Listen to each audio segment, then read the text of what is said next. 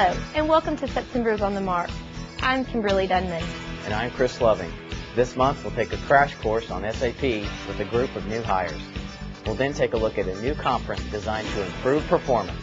But first, the Trainer Refinery, located near Philadelphia, Pennsylvania, is partnering with a local university and wildlife refuge to track an endangered turtle species in the area.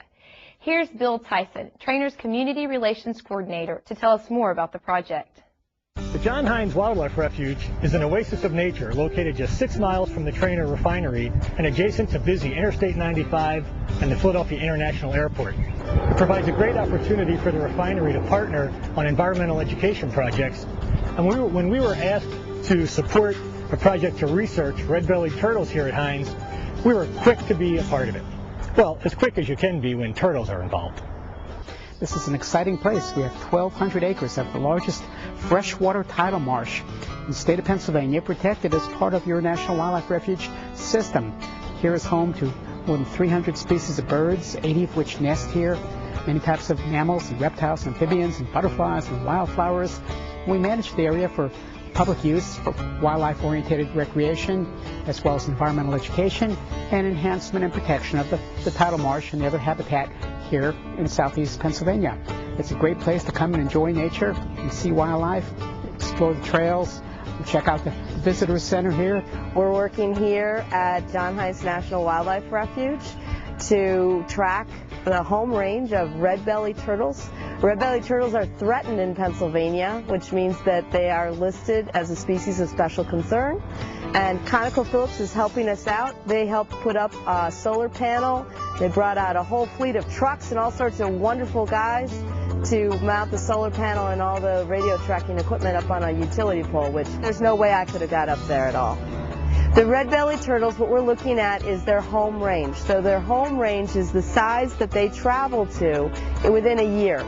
Their home range is really important information to have in order to be able to say what area each turtle needs and what kind of habitat it needs to do well and to reproduce. Of course, to study the turtles, first you have to catch them. That was done with floating traps placed in the creek which flows through the refuge. The traps included a platform for the turtles to bask in the sun and a net to capture the turtles when they left the platform. Each turtle in the study was weighed and examined, marked with a unique symbol, and had an antenna attached for tracking. Tom Trotman of the refinery's maintenance department coordinated the refinery's support. ConocoPhillips is a very big part of John Heinz's, because without their support, a lot of projects would not be done. We had our maintenance department involved. We built an aluminum box to house the transmitters and the GPS systems. We also had our outside contractors involved too, by helping us install the antenna on a 20-foot telephone pole. We had pole trucks and maintenance workers up there, and we accomplished that in one day. This project has been a very, very exciting part of my life. I was glad that ConocoPhillips let me be a part of this from the very beginning to the end. The red-bellied turtle research project here at the Heinz Refuge has been a great opportunity for the Trainer Refinery to demonstrate that its commitment to environmental stewardship extends beyond the fence line into the community where we're located. And if this little guy would stick his head out a little further, no doubt he would express his gratitude for the refinery's willingness to shell out the resources to make this project a success. Thanks, Bill. SAP, ConocoPhillips' primary business platform, provides an environment for common business processes. A group of Global Information Services University new hires recently had the opportunity to learn about the technology in the most unique way. Here with more is Tracy Harlow. ConocoPhillips has a rich history of partnerships with many universities. The University of Arkansas is no exception. I'm Tracy Harlow, and for the next 2 days, I'll be on the university's beautiful campus in Fayetteville, Arkansas, as a group of our Global Information Services new hires simulate a program in SAP, our company's primary business platform. If you want to invest in marketing for product one in the north, then you're going to take 50,000 euros or 10,000 euros from general ledger account 477, or from your cash account, and put it into this general ledger account.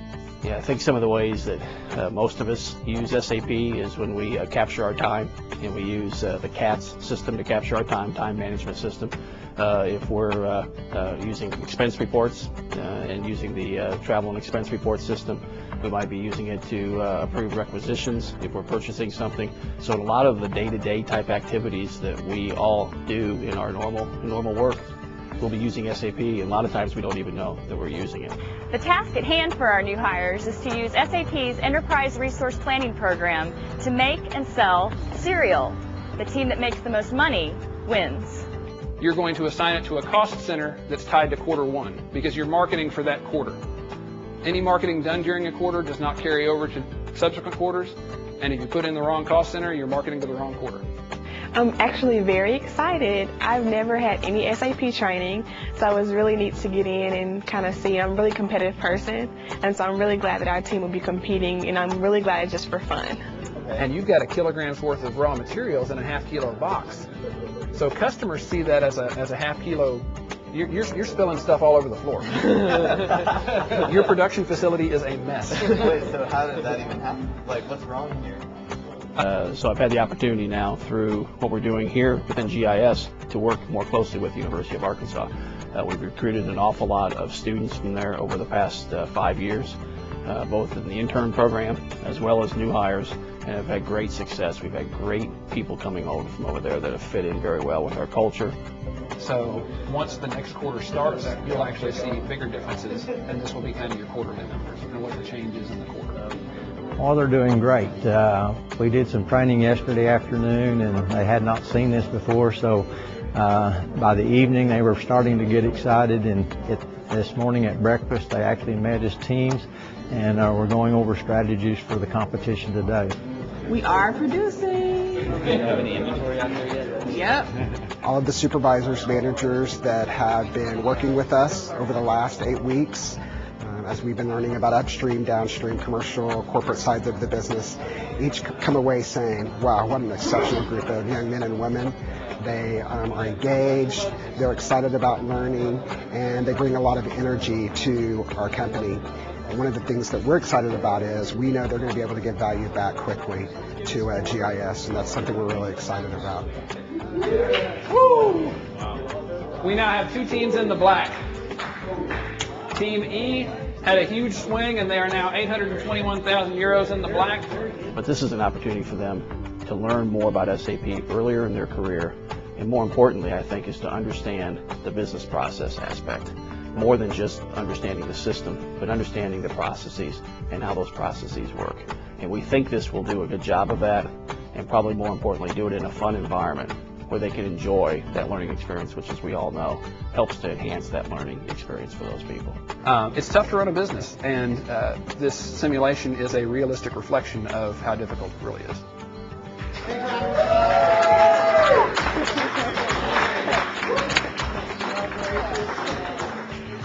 The original, you get the Stormin Razorback on your sticker. We were really amazed when we won.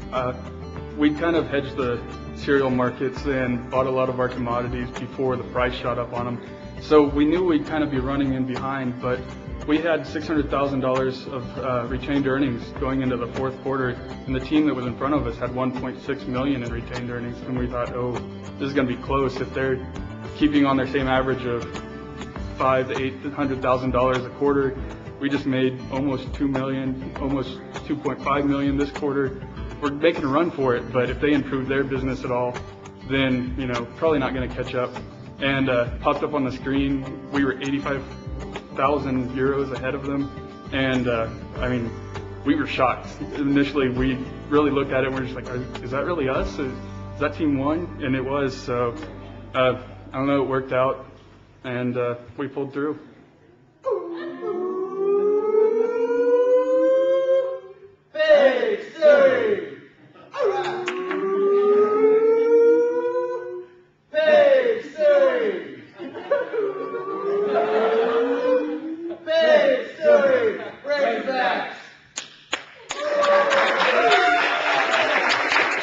Thanks, Tracy. Finally this month, the Engineering and Operations Excellence Conference was recently held in Houston, Texas. The conference, which brought together nearly 500 employees from all over the world, was designed to stress the importance of working together to achieve a common goal. Here to discuss the significance of the event is Robert Flesher, Vice President, Drilling and Production. The conference purpose was really centered around about four main things. One was learning to work together seamlessly between projects and operations, which is paramount to success in our world today. We also touched on what process safety means to ConocoPhillips and our operations worldwide. And then learning to overcome demographic challenges through collaboration and knowledge sharing was part of the conference, and succeeding in a world of challenged resources and learning to get by with fewer resources that we have but still accomplish everything that we need to accomplish. Keynote speakers and breakout sessions encouraged attendees to engage, exchange, and excel information and ideas that could help improve performance within the company. Well, this year we have over 60 breakouts. We've got 4 breakouts from some external speakers. The rest of them are from our business units. And there's a lot of good information that's coming from around the world. I'm sure everyone will find useful and bring back to their business unit, and hopefully they can implement them to hopefully excel. Poster sessions and Olympic-inspired activities were also held. Well, the Olympic theme really laid the foundation for working together and having some good-hearted competition between operations and projects. And everybody really seemed to enjoy that. And we hope that that camaraderie and the good time and the good relationships carries over into our work, into the teamwork that we have going forward between projects and operations. I think it's a great opportunity to meet a lot of people from the various business units and the projects around the world. It's really good to meet a lot of good old friends and see what's going on in the various parts of the company. We're becoming a global big company, and it's important to meet and see what's going on and where we're heading with our company. I would have thought that we wanted to eventually over time go down to just one conference a year. We're having 2 a year. But after talking to everybody and seeing how excited they were about coming together and getting to meet experts from across the company and being able to share and to network, I think it really was a good thing for our company, and I'm really a proponent now of continuing that for at least a couple conferences for several more years. Videos of the keynote speakers are available online and can be accessed from the Project Development and Procurement homepage. That's all of our time for this month's On The Mark. We'll be back with a new installment October 1st. In the meantime, send story ideas or feedback on the show to onthemark@conocophillips.com. Thanks, Safety, and we'll be back next month with more stories that keep you on the mark.